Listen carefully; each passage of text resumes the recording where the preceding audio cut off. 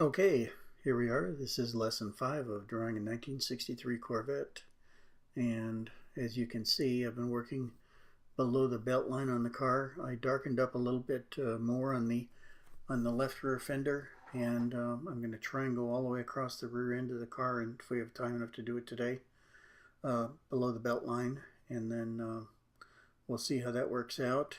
The reason I'm doing this is because this is going to be the darkest part of the car that you'll see. So because it's completely bathed in shadow, and I wanted to make sure that I get that so that I can work one value against another. And unless you have a baseline of some kind to work against, you don't know where you are. Which is also the reason that I darkened up the shadow underneath the car, which is even darker than the body panels will be. But again, all of that is giving me something to work against so that I can figure out what the darkest value looks like, and then I can work this one against that in order to make a believable contrast between the two. And I want that contrast to be fairly big. I want to have a dramatic picture, and the best way to do that is to have a lot of contrast with a lot of highlights in it, and very darks, and darks and very light highlights, and then the mid-tones somewhere in the middle, and just to not make everything blend into each other. I want to have all of this so that it looks believable but dramatic. So it's a game you play, and how well you do it is reflected in what the drawing looks like when you're done. So what I'm trying to do is do a drawing that I'll be proud of, and I always try to make my last drawing my best drawing. So, and I work on that hard, and I really try to do these things in such a way that I'll be very happy with them when I've got them done. Doesn't always work out, but I always try to learn something in every drawing, and I catalog that in my mind just to be able to say, oh, I know what to do because of that other drawing that I did. Now I know how to do something else that will make it look better.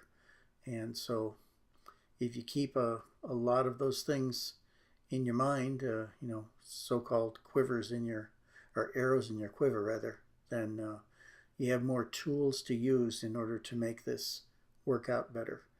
And the more that you do, the more that you learn. The more that you learn, the more you can do. So it's just a matter of practicing drawing every day, and figure out what it is you want to draw, and whether it's people or cars or motorcycles or airplanes, whatever it is, then just draw those. And that's the way to get good at drawing them, is to practice drawing them. Don't sit and read about somebody else drawing. It's not going to make you any better. The best thing to do is to try and see what it is that you like to draw and how you like to draw. I have found stippling to be just a fantastic way to draw for me.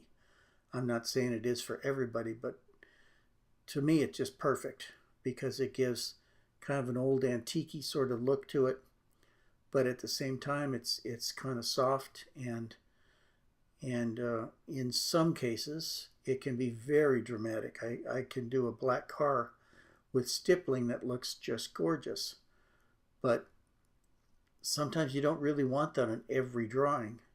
You only want that on the cases where that would be appropriate to do. So, and I have taken white cars before and made them black, and it worked out a lot better because it's easier to draw a black car than it is a white car with black ink. So I know for myself it makes it a little easier to try and do it darker. But anything from a silver car on, I have no trouble with. So actually, you could say that silver is probably the easiest color there is to do with black ink, because you just have to put on less ink in order to get to that color. And you can really fake a silver car to the point that the car looks silver when you're done with it. If you make the dots small enough and spaced widely enough apart, then it's totally believable as a silver car. Cars much lighter than that, though, it's a little harder to do that. So I try to stay away from the really light cars. I've done some white cars before, and that can be done with shadowing, but it's not wholly as successful as I would like it to be either. But if that's what your customer wants, then that's what you do too. So that's how that's going to work out. Anyway, getting down toward the end here. Looks like we're not going to quite finish the back end or the lower part today.